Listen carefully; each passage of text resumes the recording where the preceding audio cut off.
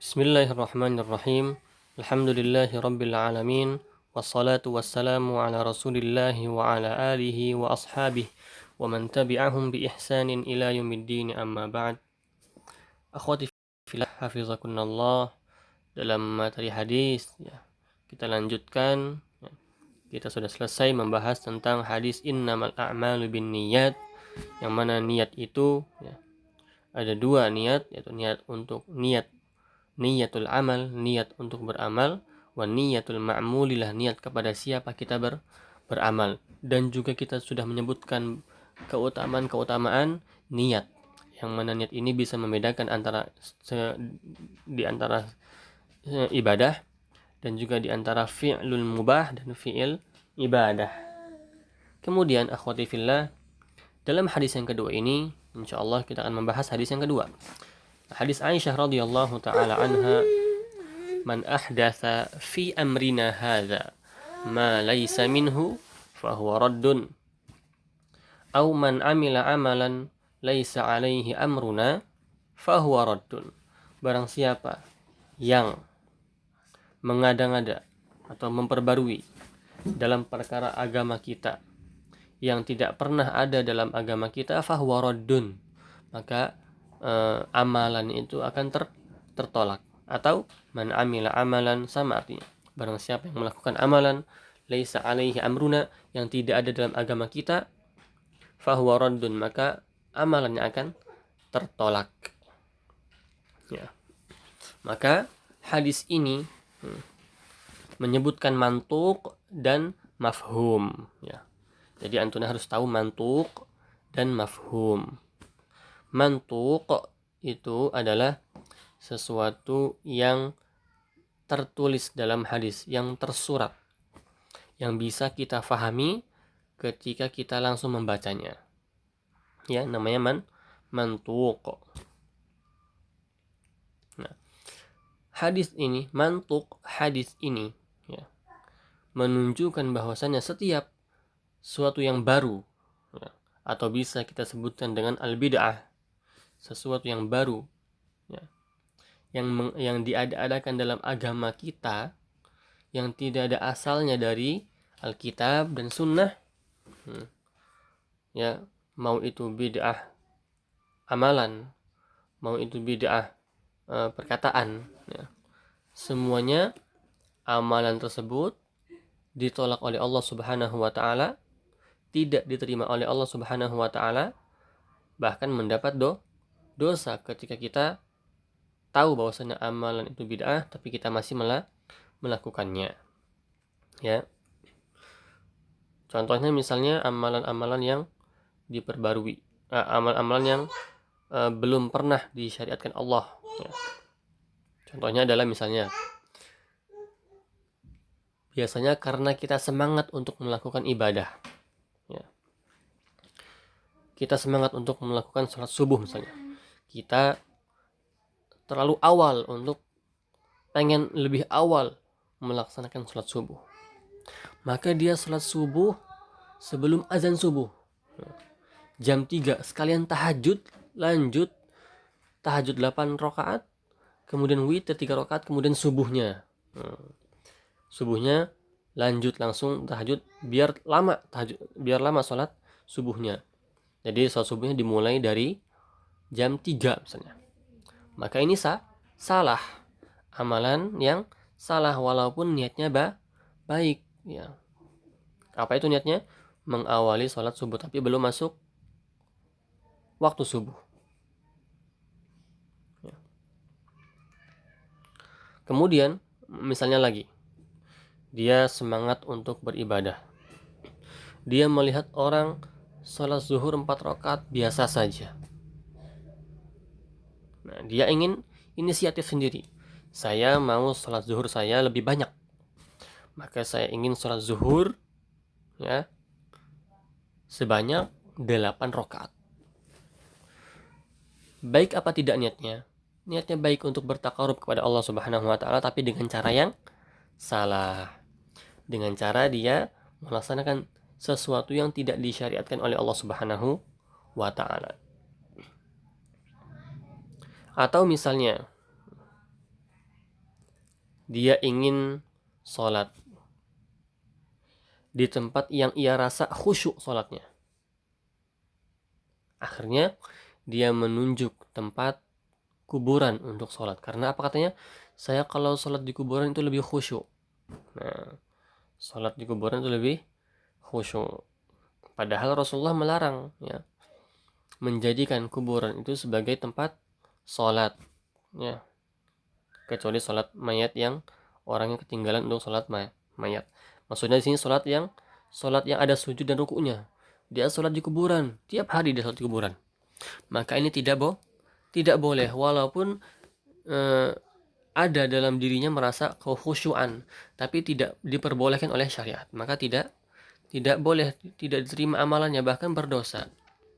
Takutnya masuk ke dalam kesyirikan, karena di sana ada kuburan dan Rasulullah melarang sholat di dalam kuburan. Ya. Nah, itu contoh-contoh ya bid'ah-bid'ah yang banyak digandrungi oleh masyarakat.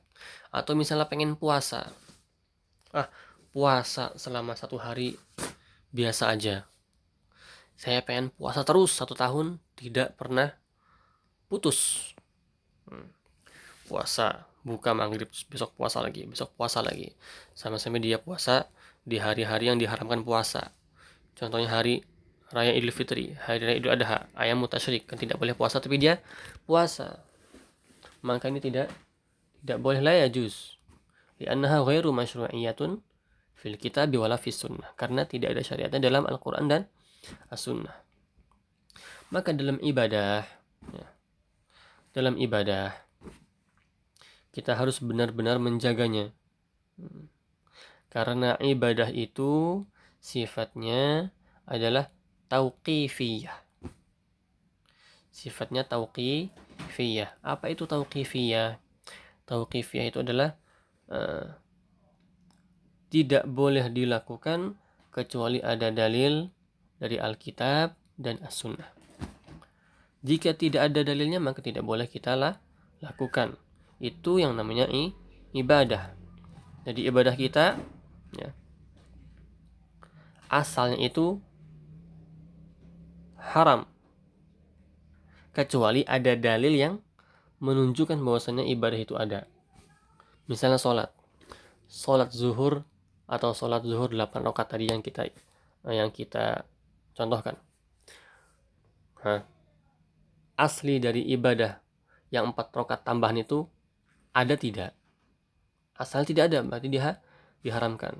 Yang ada itu adalah sholat zuhur sebanyak 4 rakaat. Nah, maka di sini disebutkan al-ibadah hiya tauqifiyah. Sesuatu yang tauqifiyah yang tidak boleh dilakukan kecuali dengan dalil yang syar'i, yang sabit, yang sahih. Nah, banyak di tempat-tempat ya, ketika misalnya sebuah amalan ibadah yang bid'ah dilakukan ya, itu nanti amalan yang sunnah itu akan terpendam, tidak akan nampak. Bahkan yang nampak adalah amalan-amalan yang bid'ahnya. Yang sunnahnya kemana? Tidak dilaksanakan ya.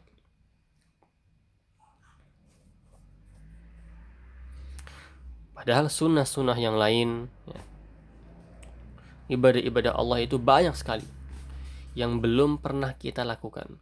Cukupkanlah diri kita dengan ibadah-ibadah yang Allah Subhanahu wa taala syariatkan. Puas-puasin ya. Puaskan diri kita dengan amalan-amalan yang Allah Subhanahu wa taala tetapkan. Itu pun belum bisa kita lakukan. Maka jangan kita membuat perbaruan dalam agama ini. Karena ketika kita melakukan perkara yang bid'ah atau perkara yang perkara baru dalam agama ini yang tidak pernah disampaikan oleh Rasulullah dan Allahnya, maka itu seperti kita menjadikan atau kita seperti merasakan bahwasanya Rasulullah itu berkhianat kepada kita. Karena ada sesuatu ibadah yang belum Rasulullah SAW ajarkan kepada kita. Padahal semua urusan agama itu telah sempurna, ya, sebelum Rasulullah SAW meninggal dunia. Semuanya sudah dijelaskan. Kata Allah Subhanahu wa taala dalam surah Al-Maidah ayat ketiga, "Al-yauma akmaltu lakum dinakum." Pada hari ini aku sempurnakan agamamu. Wa atmamtu 'alaikum ni'mati, dan aku sempurnakan nikmat-nikmatku kepada kalian. Wa raditu lakumul Islam madina, dan aku hanya ridho, ya, kepada kalian agama Islam. Nah, jadi berbahaya sekali. Dalam ibadah kita harus dituntut untuk berhati-hati. Jangan sampai kita melakukan ibadah yang tidak ada dalilnya. Kita harus mencari, ya, ketika kita beribadah, ini ada dalilnya tidak. Itu adalah patokan sebuah ibadah. Ada dalilnya atau tidak. Ya. Baik. Itu mantuk hadis tersebut yang sudah kita sebutkan. Kemudian mafhum hadisnya. Ada juga namanya mafhum, ya. Mafhum ini adalah sesuatu yang tersirat, yang mana ketika kita membaca hadis ini, kita hanya bisa membaca mantuknya. Bagaimana kita bisa mencari mafhum ketika kita memahami, mentadaburi hadis tersebut, mentadaburi ucapan Rasulullah tersebut. Jadi tadi mantuknya apa? Mantuknya adalah setiap sesuatu yang baru atau bid'ah yang dilakukan dalam dibuat-buat dalam agama ini, maka semuanya akan tertolak. Maka mafhumnya, ya, adalah barang siapa yang melakukan amalan yang diperintahkan sesuai perintah Allah dan Rasulnya dengan dalil yang benar, maka amalnya itu akan diterima oleh Allah Subhanahu wa taala, dan ijtihadnya, sungguh-sungguhnya itu akan masykur, akan mendapatkan kesyukuran dari Allah Subhanahu wa taala. Jadi mafhumnya, barang siapa yang beramal amalan yang sesuai dengan perintah Allah, maka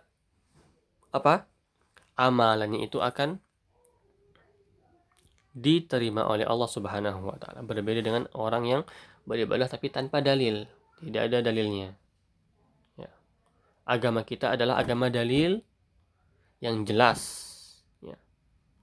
Tidak ada kerancuan dalam agama kita.